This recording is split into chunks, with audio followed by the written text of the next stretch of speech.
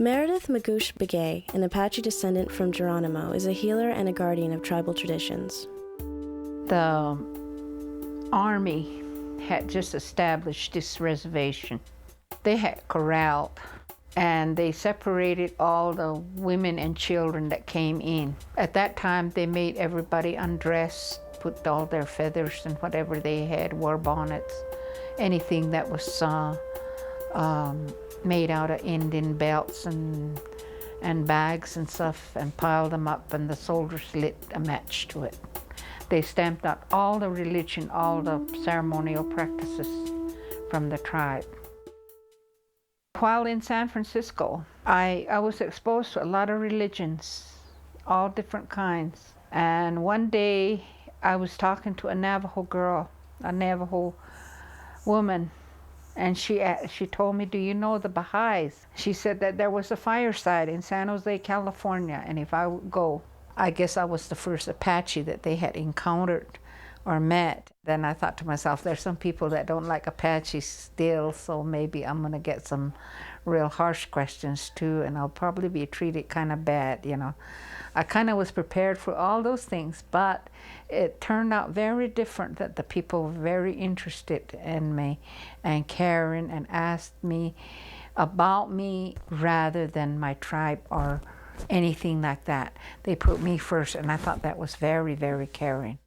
What they said was that there was no distinction in color, and everybody is equal in the Baha'i faith, and that the men and the women both held an equal part. That's the way it is in the Apache religion too. The Baha'i principles and everything about the Baha'i faith is so closely related to our own natural Apache religion. It does not cut down, it does not put down the Apache religion. It's cohesive with it.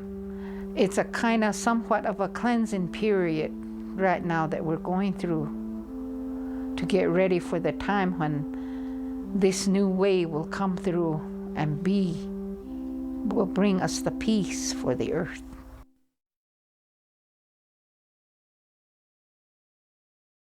Dr. William Smith of Sudbury, Massachusetts, is a filmmaker and educator who was raised in Greenville, South Carolina. He recently initiated a National Day of Honor to recognize the World War II veterans of color whose service to America had been ignored. He attended his first Baha'i meeting in 1964.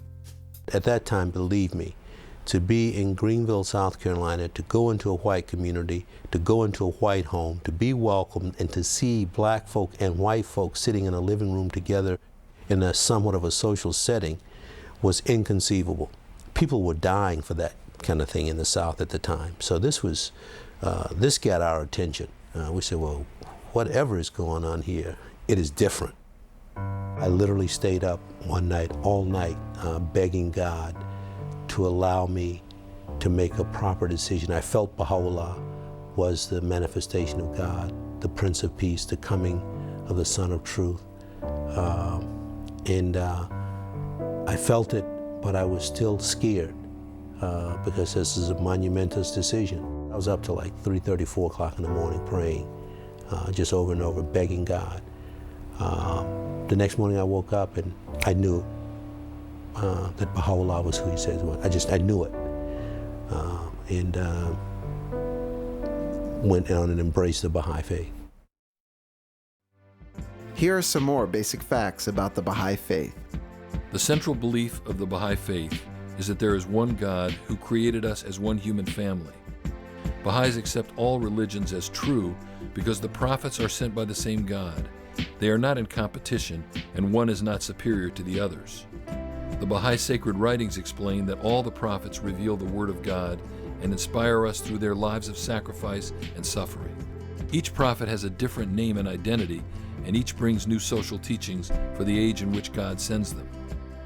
All the prophets of God soar in the same heaven, are seated upon the same throne, utter the same speech, and proclaim the same faith. The prophets and messengers call on us to love God and our fellow human beings.